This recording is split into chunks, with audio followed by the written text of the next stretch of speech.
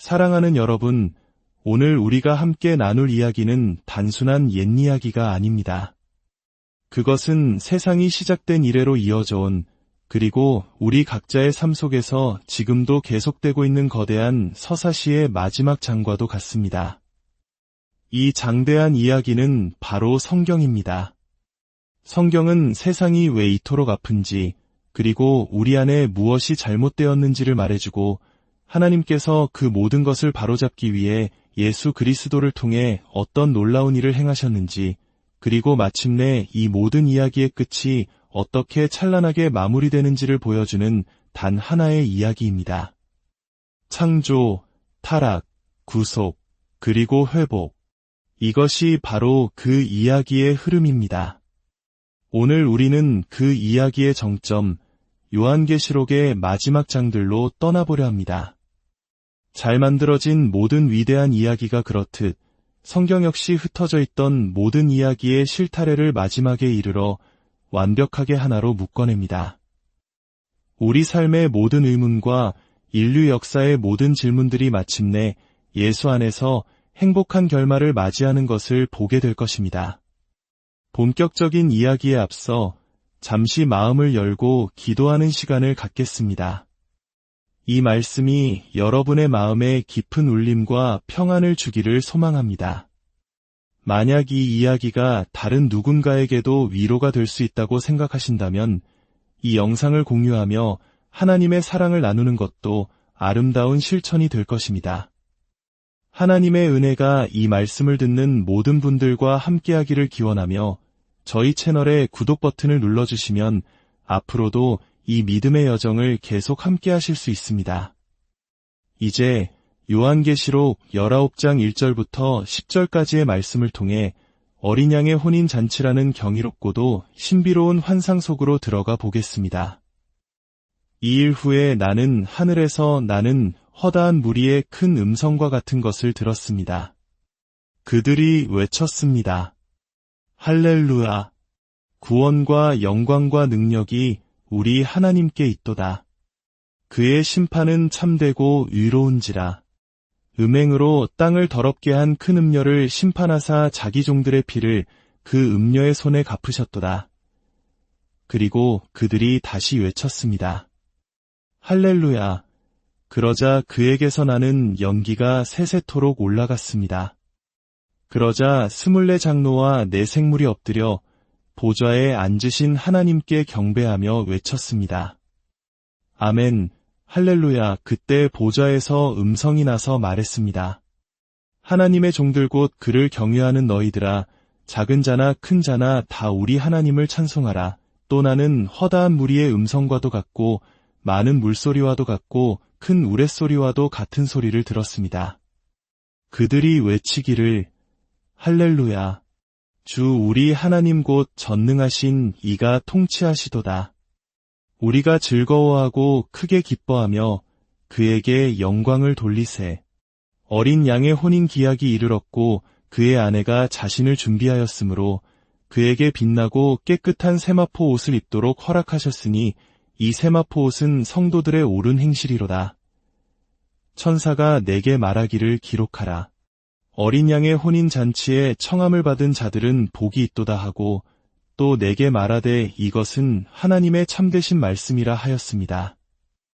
내가 그 발 앞에 엎드려 경배하려 하니 그가 나에게 말하기를 나는 너와 및 예수의 증언을 받은 내 형제들과 같이 된 종이니 삼가 그리하지 말고 오직 하나님께 경배하라. 예수의 증언은 예언의 영이라 하였습니다. 이것은 주님의 말씀입니다. 오늘 우리가 살펴볼 이 환상 속에는 3명의 주요 인물이 등장합니다. 바로 음녀와 어린 양, 그리고 신부입니다. 이 세 인물은 인류 역사의 모든 것을 요약하고 있습니다. 음녀는 세상의 문제, 즉 인류가 가진 근본적인 문제가 무엇인지를 상징합니다. 어린 양은 그 문제에 대한 하나님의 해결책을 나타냅니다. 그리고 신부는 우리가 예수 그리스도 안에서 어떤 존재가 될 수 있는지, 그분을 통해 무엇을 누릴 수 있는지를 보여줍니다. 자, 이제 이 세 인물을 하나씩 깊이 들여다보겠습니다. 첫째, 음녀와 우리의 문제입니다. 본문은 하나님께서 음행으로 땅을 더럽게 한 큰 음녀를 심판하셨다고 말합니다. 이 큰 음녀는 요한계시록 18장에서 바벨론이라는 도시로 묘사됩니다. 바벨론은 하나님 없이 세워진 인간사회, 그 안에 가득한 폭력과 억압, 부패와 타락을 상징합니다. 이 모든 끔찍한 잔인함과 불의가 오늘 본문 19장 2절에서는 단 하나의 단어, 음행 즉 영적 간음으로 표현됩니다. 성경 전체를 관통하는 위대한 주제 중 하나는 하나님께서 우리와 맺고 싶어 하시는 관계에 대한 것입니다. 하나님은 단순히 왕과 신하 혹은 목자와 양의 관계를 넘어 남편과 아내가 맺는 것과 같은 깊고 친밀한 관계를 원하신다고 끊임없이 말씀하십니다. 결혼은 인간이 맺는 모든 계약 중에 가장 엄숙하고 구속력이 강하며 삶의 모든 영역에 영향을 미칩니다. 그러나 무엇보다도 결혼 관계의 핵심은 그 친밀함에 있습니다. 부모와 자식 사이에도 온전한 개방은 없지만 결혼 안에서 두 사람은 서로에게 완전히 자신을 열어 보이며 가장 취약한 존재가 됩니다. 경제적으로, 법적으로, 그리고 감정적으로 서로에게 자신을 온전히 내어주는 관계, 그것이 바로 결혼입니다. 하나님께서는 바로 그런 관계를 우리와 맺고 싶어 하신다고, 그리고 우리는 본래 그런 관계를 위해 창조되었다고 말씀하십니다. 세상의 어떤 다른 종교도 감히 신과의 관계를 이토록 친밀한 언어로 묘사하지 못합니다. 이 사실을 받아들이는 순간 우리는 죄의 본질에 대해 다른 어떤 비유로도 설명할 수 없는 깊은 통찰을 얻게 됩니다. 죄가 영적 간음으로 묘사되는지 이해하게 되는 것이죠. 죄란 하나님보다 다른 어떤 것을 더 사랑하는 것입니다. 당신의 마음 가장 깊은 곳에 주인의 자리를 하나님이 아닌 다른 무언가에게 내어주는 것입니다. 당신의 상상력과 감정의 중심에 하나님이 아닌 다른 것이 자리 잡게 하는 것, 그것이 바로 죄입니다. 한 아내를 상상해 보십시오. 남편이 매일 저녁 다른 여자의 집에서 몇 시간씩 인생을 논하고 꿈을 나누고 문제를 상담합니다. 심지어 그 여자와 단둘이 해외로 긴 여행을 떠나기도 합니다. 마침내 아내가 남편에게 따져 묻자 남편은 이렇게 대답합니다. 뭐가 그렇게 화가 나? 나는 법적으로 당신 남편이고 집 대출금도 꼬박꼬박 내고 있잖아. 내 이름, 내 돈 다 당신이 갖고 있고 남편으로서 의무도 다 하고 있는데 도대체 뭐가 문제야? 아내는 아마 이렇게 말할 겁니다. 하지만 내게 당신의 마음이 없잖아요. 만약 남편의 마음이 없다면 그 결혼이 무슨 의미가 있을까요? 남편의 가장 깊은 애정과 사랑을 다른 여자가 차지하고 있는데 말입니다. 어리석은 남편이라고 생각하십니까? 하지만 우리 자신을 돌아보십시오. 우리는 교회에 출석하고 세례를 받고 그리스도인이라는 이름을 가졌습니다.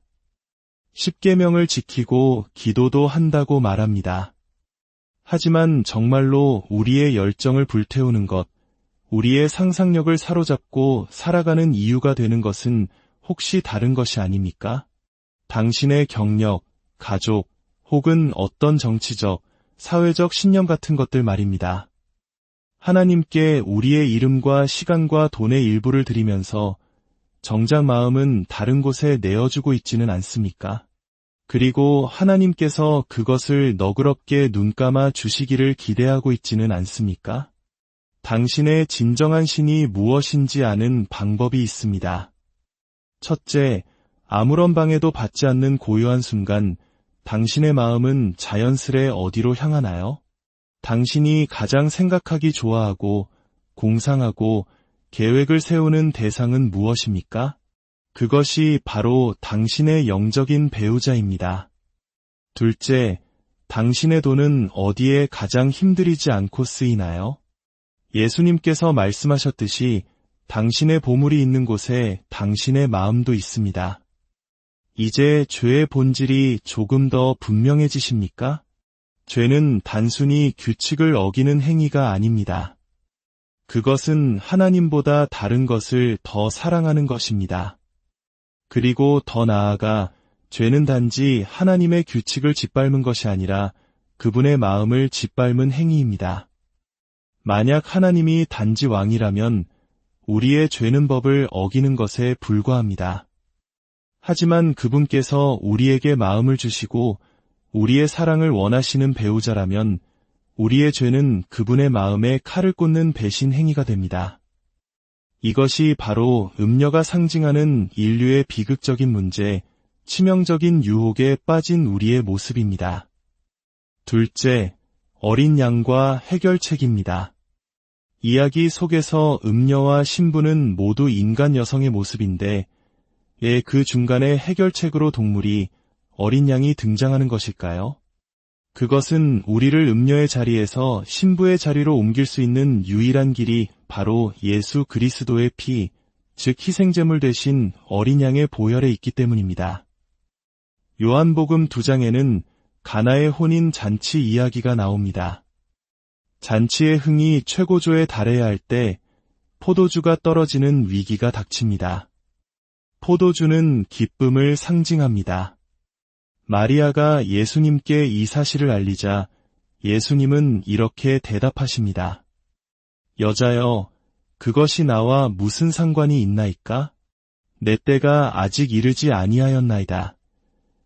여기서 내 때란 예수님께서 십자가에서 죽으실 때를 의미합니다. 상황을 다시 정리해 볼까요? 마리아는 포도주가 떨어졌다고 말했는데 예수님은 나는 아직 죽을 준비가 되지 않았다고 대답하신 것입니다.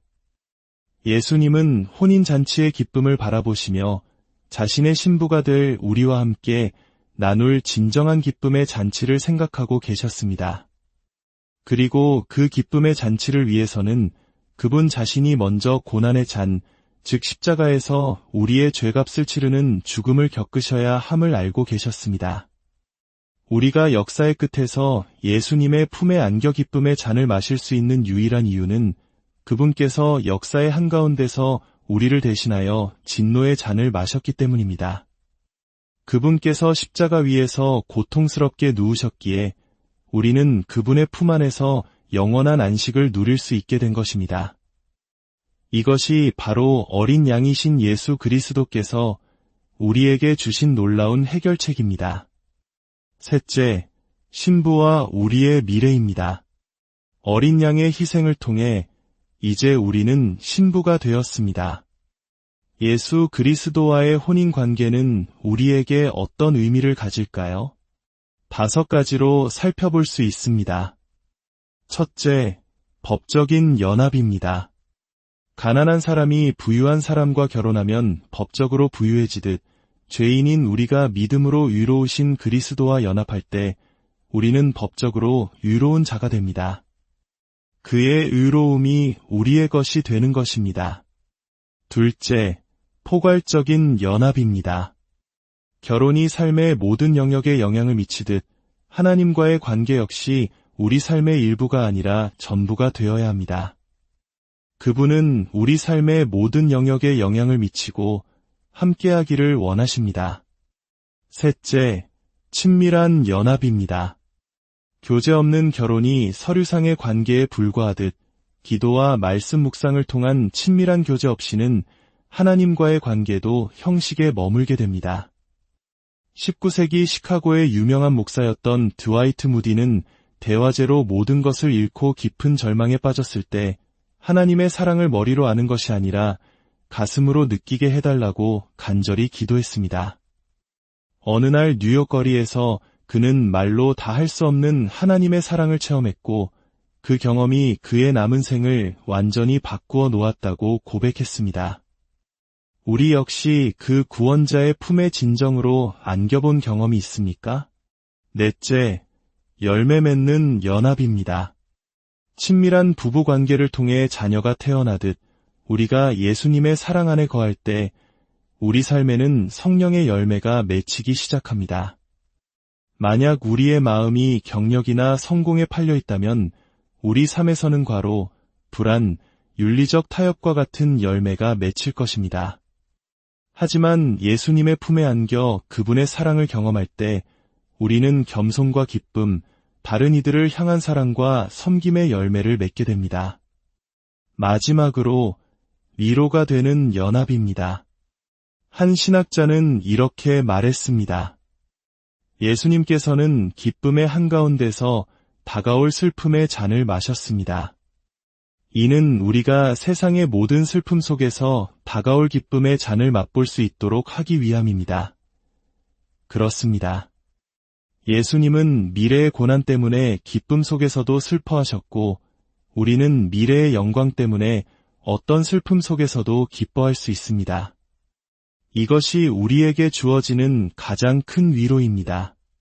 사랑하는 여러분, 당신이 좋은 결혼 생활을 하고 있든, 힘든 결혼 생활을 하고 있든, 혹은 아직 결혼하지 않았든, 우리 영혼을 진정으로 만족시킬 수 있는 배우자는 오직 한 분, 예수 그리스도뿐입니다.